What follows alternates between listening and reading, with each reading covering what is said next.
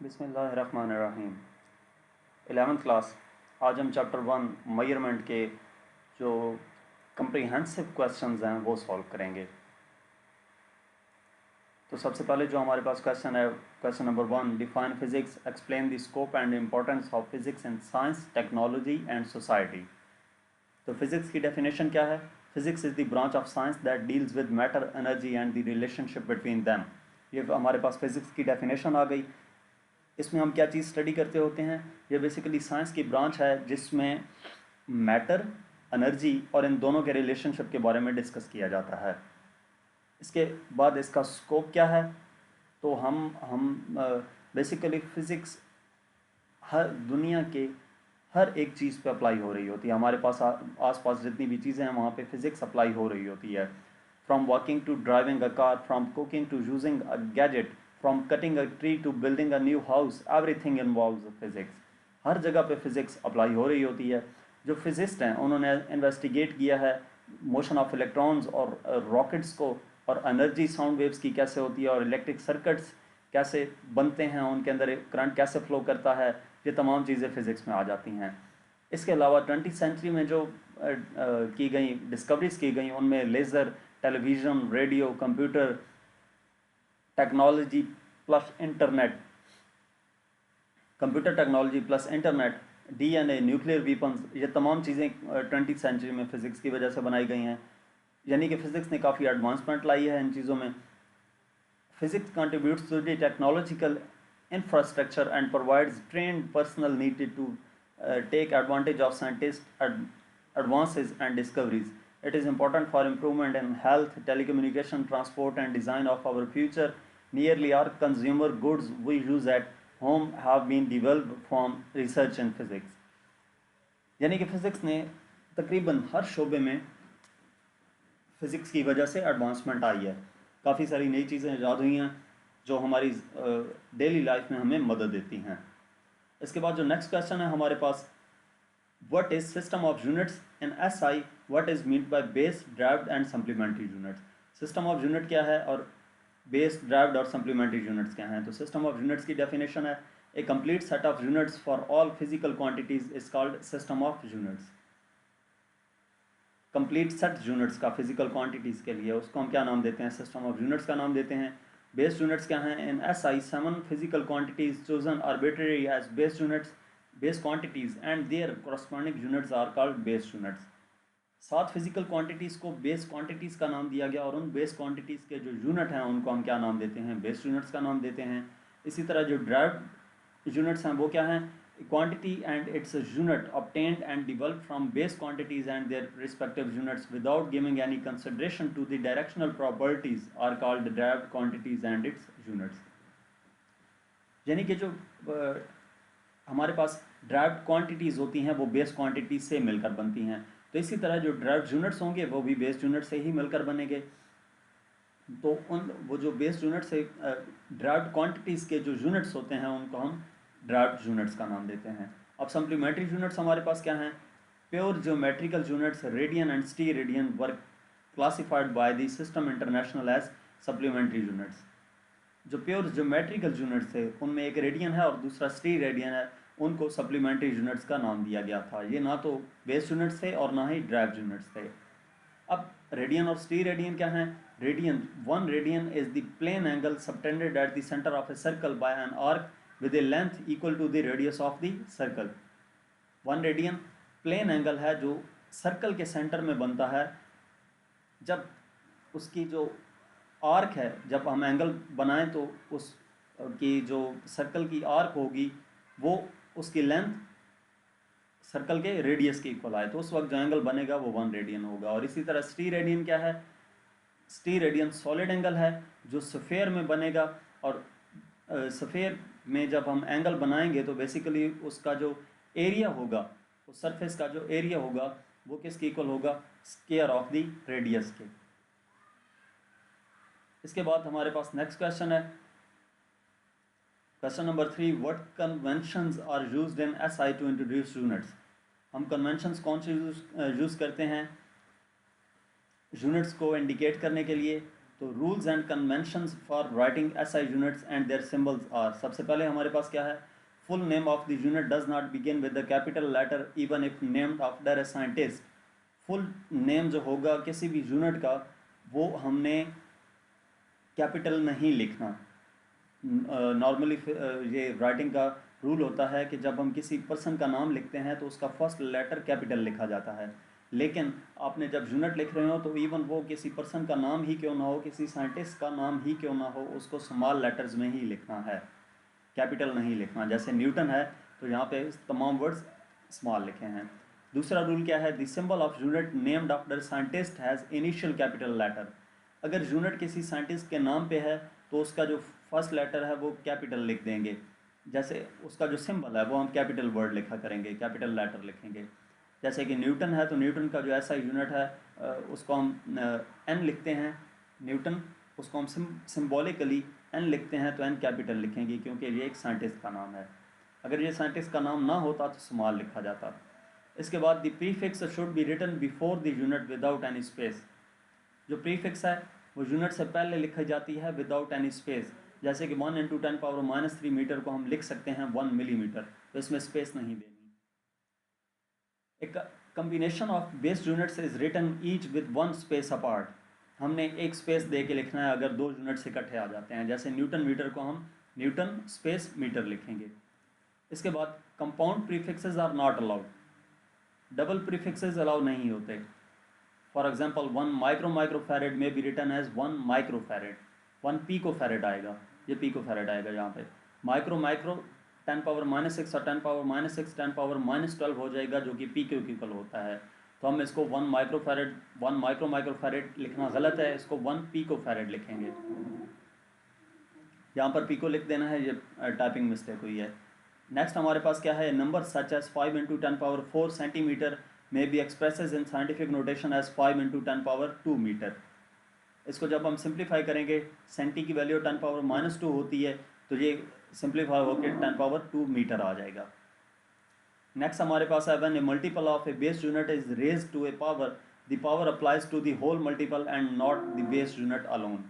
जब किसी यूनिट पे पावर होगी, मल्टीपल है बेस यूनिट का और उस पर पावर मौजूद है, तो वो पावर सिर्फ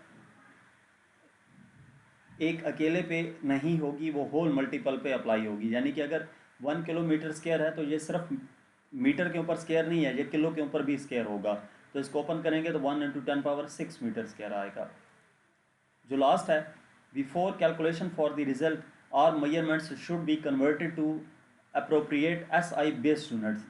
यानी कि कोई भी कैलकुलेशंस करते वक्त हम जितनी भी मेजरमेंट्स हमें गिवन हैं उनको हमने बेस यूनिट्स में कन्वर्ट कर लेना है।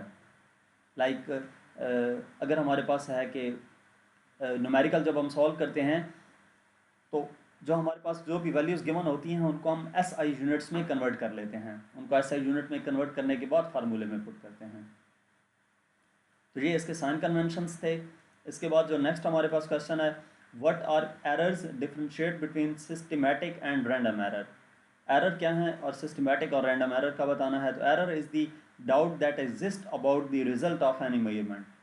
एक डाउट जो किसी भी मेजरमेंट के हवाले से हो उसको हम एरर का नाम देते हैं। The difference between the measured value and the actual value is called error. और दूसरी इसकी डेफिनेशन क्या है कि जो डिफरेंस होगा किसके दरमियान, मेजर्ड वैल्यू जो हमने मेजर की है और एक वही वैल्यू जो एक्चुअल वैल्यू होती है, इन दोनों के दरमियान जो डिफरेंस होगा उसको एरर का नाम देंगे। अब सिस्टमैटिक एरर और रैंडम एरर क्या है। Random error, random error occurs because of the unpredictable disturbances caused by the unknown source or because of the limitation of the instrument। जो रैंडम एरर है वो कब आता है, अनप्रिडिक्टेबल डिस्टर्बेंसेस की वजह से, जो अननोन सोर्स की वजह से आती है, और लिमिटेशन ऑफ द इंस्ट्रूमेंट, जब इंस्ट्रूमेंट की एक स्पेसिफिक लिमिटेशन के अंदर हमने उसका इस्तेमाल करना हो तो तब जो एरर आएगा उसको रैंडम एरर का नाम देंगे। इसके अलावा जो सिस्टमैटिक एरर है वो सिस्टम में एरर मौजूद होगा, occurs because of the imperfection of the operators. यानी कि सिस्टम जो ऑपरेटर्स जो डिवाइस हम यूज़ कर रहे हैं उसमें जो एरर होगा उसको सिस्टमैटिक एरर का नाम दिया जाता है। नेक्स्ट क्वेश्चन है हमारे पास, question number 5, what is the uncertainty in measurement, explain the propagation of uncertainty in addition, subtraction, multiplication and division. Uncertainty क्या है और ये अनसर्टेनिटी एडिशन, सब्ट्रैक्शन, मल्टीप्लिकेशन और डिवीजन पे कैसे अप्लाई होती है? तो अनसर्टेनिटी, सबसे पहले uncertainty means the range of possible values within which the true value of the measurement lies. Uncertainty का मतलब क्या है कि एक पॉसिबल रेंज, जिस रेंज के अंदर एक्यूरेट आंसर लाई कर रहा हो, ट्रू वैल्यू लाई कर रही हो उस मेजरमेंट की, उसको हम अनसर्टेनिटी का नाम देते हैं। तो अब हम इसको एडिशन पे कैसे अप्लाई करते हैं, सम और डिफरेंस पे सबसे पहले देखते हैं। सम और डिफरेंस के लिए अनसर्टेनिटी कैसे होगी? तो सम या डिफरेंस के लिए एब्सोल्यूट अनसर्टेनिटी इसको हम ऐड कर देते हैं। Suppose two physical quantities A and B have measured values A plus delta A, ये मेजर्ड वैल्यू है और ये अनसर्टेनिटी है उसमें, और दूसरी बी प्लस डेल्टा बी है respectively, where A delta A and delta B are their absolute uncertainties. The following steps are followed for the result z equal to z plus minus delta z in their sum and difference। यानी कि हमने sum find करना है, सम या difference find करना है z equal to z plus delta z या z equal to z minus delta z। तो इनके लिए हम देखते हैं, सम के लिए हम क्या करेंगे, सबसे पहले हमने दोनों को ऐड कर लेना है, हम दो वैल्यूज को, ठीक है। A z equal to A plus B था, तो ए के लिए A plus minus delta A है और बी के लिए प्लस माइनस डेल्टा बी है। तो z plus minus delta z किसके इक्वल आ जाएगा, A plus minus delta A plus B plus minus delta B. Add करना है, इस वजह से दरमियान में प्लस का साइन आया है। तो z plus minus delta z किसके इक्वल आ जाएगा, ए प्लस बी इधर आ गया, और plus minus delta A plus delta B, यानी कि मेजर्ड वैल्यूज़ को ऐड कर लिया और अनसर्टेनिटीज़ को भी ऐड कर लिया। तो ये हमारे पास आ जाएगा z plus delta z equal to delta A plus delta B.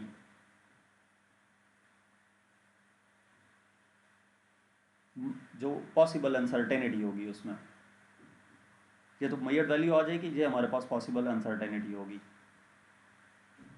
इसके बाद अगर हमने इनको सब्ट्रैक्ट करना है तब भी सेम वही मेथड फॉलो करेंगे, सिर्फ दरमियान में माइनस आ जाएगा। उसी तरह हमने मेजर्ड वैल्यूज़ को ऐड सब्ट्रैक्ट कर दिया और जो अनसर्टेनिटीज़ थी उनको उसी तरह ऐड कर देना है। सब्ट्रैक्शन मेजर्ड वैल्यूज़ की इस वजह से की क्योंकि हम सब्ट्रैक्शन देख रहे हैं, डिफरेंस देख रहे हैं, और अनसर्टेनिटीज़ सम और डिफरेंस में ऐड ही होंगी तो उनको ऐड कर दिया है। तो जो पॉसिबल अनसर्टेनिटी जहाँ पे आएगी वो भी delta A plus delta B ही होगी। इसके बाद अगर हम इसको मल्टीप्लिकेशन या डिवीजन के लिए देखें तो उसके लिए क्या होगा, fractional uncertainties are converted into percentage uncertainties which are added. यानी कि हम फ्रैक्शनल अनसर्टेनिटीज़ को परसेंटेज अनसर्टेनिटीज़ में कन्वर्ट करेंगे और फिर उनको ऐड कर देंगे। जैसे कि सपोज किया है कि दो हमारे पास क्वांटिटीज़ हैं ए और बी, तो उनकी मेजर्ड वैल्यूज़ हमारे पास A plus minus delta A और B plus minus delta B है, जहाँ पे डेल्टा ए और डेल्टा बी उनकी एब्सोल्यूट अनसर्टेनिटीज़ हैं। तो इनको हम कन्वर्ट करेंगे परसेंटेज अनसर्टेनिटीज़ में, डेल्टा ए की डेल्टा ए परसेंट और डेल्टा बी की डेल्टा बी परसेंट आ जाएगी। The following steps are followed for the result z equal to z plus minus delta z in their multiplication and division. तो अब हम कैसे इसको मल्टीप्लिकेशन डिवीजन के लिए करेंगे, तो यहाँ पे मल्टीप्लिकेशन आएगा और यहाँ पे डिवीजन आएगा। ये टाइपिंग मिस्टेक हुई है, ये आपने देख लेनी है। यहाँ पे मल्टीप्लिकेशन लिखना है और यहाँ पे डिवीजन लिख देना है। तो मल्टीप्लिकेशन के लिए देखें, z equal to A B, दो क्वांटिटीज़ को हमने मल्टीप्लाई करना है, तो इसको ये z plus minus delta z equal to A plus minus delta A into B plus minus delta B कर दिया। दोनों क्वांटिटीज़ को मल्टीप्लाई करना है, तो हमने क्या किया, सबसे पहले इन अनसर्टेनिटीज़ की परसेंटेज फाइंड की। तो a plus minus delta A percent और b plus minus delta B percent आ गया। उसके बाद हमने इन दोनों को मेजर्ड वैल्यूज़ को मल्टीप्लाई कर दिया और अनसर्टेनिटीज़ परसेंटेज अनसर्टेनिटीज़ को ऐड कर दिया है। a और b को मल्टीप्लाई कर दिया और प्लस माइनस जो परसेंटेज अनसर्टेनिटीज़ थी उनको ऐड कर दिया है। तो ये हमारे पास A B plus minus delta A plus delta B आ जाएगा, ठीक है। यानी कि जो टोटल क्या आ जाएगा, z plus delta z equal to A B plus minus delta z। इसी तरह अगर हमने डिवीजन करनी है तो ये भी सेम उसी तरह है, ये भी आपने देख लेना है। डिवीजन के लिए जस्ट सिर्फ यहाँ पे मल्टीप्लाई कर रहे थे तो यहाँ पे डिवाइड किया है, अनसर्टेनिटीज़ इसमें उसी तरह ऐड होंगी जिस तरह वहाँ पे की थी। इसके बाद जो हमारे पास नेक्स्ट क्वेश्चन है 6, what are significant figures, what are the rules for determining significant figures in the final result after addition, subtraction, multiplication and division। Significant figures क्या हैं और इसके रूल्स बताने हैं। तो तो significant figures, a significant figure is one that is reliably known in any measurement. The accurately known digit and the first doubtful are collectively called significant figures. ये इसकी significant figures की proper definition है. Rules क्या हैं determining significant figures के लिए? सबसे पहले है non zero digits are always significant. जो नॉन ज़ीरो डिजिट्स होंगे वो हमारे पास सिग्निफिकेंट होंगे, यानी कि 1 से लेकर 9 तक जितने भी डिजिट्स हैं वो सिग्निफिकेंट होंगे. जैसे ये वैल्यू लिखी है 47.872, तो इसमें 5 सिग्निफिकेंट डिजिट्स मौजूद हैं. Second, zero is between two significant digits is always significant. दो सिग्निफिकेंट डिजिट्स के दरमियान में ज़ीरो आ जाएगा तो वो भी क्या होगा? सिग्निफिकेंट होगा. जैसे 301.506 है तो इसमें 6 सिग्निफिकेंट डिजिट्स हैं. इसके बाद जो हमारे पास थर्ड पॉइंट है, zeros to the left significant figures और नॉट सिग्निफिकेंट. जो ज़ीरो लेफ्ट साइड पे आ जाएंगे पॉइंट्स में वो सिग्निफिकेंट फिगर्स नहीं होंगे, या वैसे भी अगर नंबर में आ जाते हैं तो 0.000538 इसमें 3 सिग्निफिकेंट डिजिट्स होंगे. फोर्थ है zero to the right side of the significant figure may और मे नॉट बी सिग्निफिकेंट. जो राइट साइड पे ज़ीरो होंगे वो सिग्निफिकेंट हो भी सकते हैं और नहीं भी. In decimal fraction zero to the right of a significant fraction और सिग्निफिकेंट. राइट साइड पे अगर डेसिमल फ्रैक्शन में आ जाते हैं तो सिग्निफिकेंट फिगर्स होंगे. जैसे 5.200 है तो यहाँ पे 4 सिग्निफिकेंट फिगर्स होंगे. However, if the number is an integer number of significant figures depends upon the least count of the measuring instrument. अगर हमारे पास वो इंटीजर है तो उसमें जो number of zeros right side पे मौजूद हैं वो किस चीज़ पे डिपेंड कर रहे होते हैं? लीस्ट काउंट पे डिपेंड कर रहे होते हैं, जिससे इंस्ट्रूमेंट की मदद से हमने उसको फाइंड किया गया होता है. जैसे 5,000 हमारे पास जो वैल्यू गिवन है 5 लाख है, तो हम इसमें क्या कर सकते हैं? हमारे पास सिग्निफिकेंट फिगर्स 1 भी हो सकते हैं, 2 भी हो सकते हैं, 6 भी हो सकते हैं. ये किस चीज़ पे डिपेंड करेगा? लीस्ट काउंट पे डिपेंड करेगा. फिफ्थ है इन साइंटिफिक नोटेशन और standard form the figures other than power of 10 are significant. यानी कि जब साइंटिफिक नोटेशन में कोई वैल्यू लिखी गई हो तो 10 की पावर के अलावा जो भी वैल्यू हमारे पास गिवन होगी वो क्या होगी? सिग्निफिकेंट फिगर्स होंगे. जैसे 2.1000 इंटू 10 पावर 4 है तो इसमें 1 2 3 4 5 सिग्निफिकेंट डिजिट्स होंगे. इसके बाद हमारे पास नेक्स्ट क्वेश्चन है differentiate between precision and accuracy in measurement. Precision और एक्यूरेसी के दरमियान क्या डिफरेंस है? तो एक्यूरेसी क्या है? Accuracy refers to the closeness of a measured value to a standard और नोन वैल्यू. एक्यूरेसी क्या चीज़ होती है कि हमने एक वैल्यू फाइंड की है, मेजर की है, तो वो एक्यूरेट वैल्यू से कितना नज़दीक है. For example, if in lab we obtain a weight measurement of 3.2 kg for a given substance but the actual or known weight is 10 kg, then our measurement is not accurate. तो हमारे जो answer आ रहा है वो accurate नहीं है. Accuracy इसी चीज़ का नाम है कि वो 10 kg के नज़दीक जितना ज़्यादा नज़दीक आएगा आंसर हमारा उतना एक्यूरेट होगा. In other case our measurement is not close to the known value. और प्रिसीजन किस चीज़ को कहते हैं? Precision refers to the closeness of 2 और more measurements to each other. यानी कि प्रिसीजन क्या है? हम जितनी बार मेजरमेंट्स लें वो आंसर हमारा ऑलमोस्ट एक दूसरे के नज़दीक ही आए, जितनी भी वैल्यूज़ लें. Using the example above, if we weigh given substance 5 times, हम एक सब्सटेंस का वेट फाइंड करते हैं 5 दफ़ा and get 3.2 kg each time, और हर बार हमारे पास 3.2 kg आता है, then our measurement is very precise. तो हमारी मेजरमेंट प्रिसाइज है. Precision is independent of accuracy. Precision independent होती है एक्यूरेसी के, यानी कि एक्यूरेसी पे डिपेंड नहीं कर रही होती precision. We can be very precise but inaccurate. हम काफ़ी प्रिसाइज हो सकते हैं लेकिन हमारा आंसर इनएक्यूरेट हो सकता है. As described above we can also be accurate but imprecise. और इसी तरह हम एक्यूरेट हो सकते हैं लेकिन इम्प्रिसाइज भी. इसके बाद हमारे पास जो है next question, what is meant by dimensions of physical quantities, what are limitations and applications of dimensional analysis. Dimensions physical quantities की जो डायमेंशंस है उनका मतलब बताना है, लिमिटेशंस और डायमेंशनल एनालिसिस बताने हैं. तो डायमेंशंस हैं क्या फिजिकल क्वांटिटीज़ की? The dimension of physical quantity may be defined as the number of times the fundamental units of mass, length and time appear in the physical quantity. यानी कि मास, length और time किसी भी physical quantity में कितनी बार हमारे पास आ रहे हैं, इसको हम क्या नाम देते हैं, डायमेंशंस का नाम देते हैं। लिमिटेशंस डायमेंशंस की क्या हैं? Dimensional analysis can not drive relation और formula if a physical quantity depends upon more than 3 factors having dimensions. Dimensional analysis हम ड्राइव नहीं कर सकते किन रिलेशन के लिए, किसी रिलेशन या फार्मूला के लिए अगर उसमें क्वांटिटीज़ डिपेंड कर रही हैं किस चीज़ पे, मोर देन 3 फैक्टर्स पे। और इसी तरह it can not drive a formula containing trigonometric functions, हम कोई भी ऐसा फार्मूला ड्राइव नहीं कर सकते जिसमें ट्रिग्नोमेट्रिक फंक्शन इन्वॉल्व हो या एक्सपोनेंशियल फंक्शन इन्वॉल्व हो, एंड लॉगरिथमिक फंक्शन, और लॉगरिथमिक फंक्शन भी इन्वॉल्व हो तो तब भी ड्राइव नहीं कर सकते। और लास्ट क्या है? It can not drive a relation having more than one part in an equation, अगर एक से ज़्यादा पार्ट हैं तो हम वो रिलेशन भी हम ड्राइव नहीं कर सकते। इसके बाद इसके जो डायमेंशनल एनालिसिस हैं, यानी कि एप्लीकेशंस क्या हैं? Applications of dimensional analysis to check the consistency of a dimensional equation, यानी कि वो डायमेंशनली कंसिस्ट कर रही है या नहीं, ये हमने चेक करना है। To drive the relation between physical quantities in physical phenomena, relation check करने के लिए फिजिकल क्वांटिटीज़ का किसी भी फिजिकल फिनोमेना में। और तीसरा, to change units from one system to another, units को चेंज करने के लिए एक सिस्टम से दूसरे सिस्टम में, उसके लिए भी हम डायमेंशंस यूज़ करते हैं। तो यहाँ तक हमारे इस चैप्टर के कम्प्रीहेंसिव क्वेश्चंस थे। मज़ीद कोई भी टॉपिक देखने के लिए आप मेरा यूट्यूब चैनल देख सकते हैं। Thank you.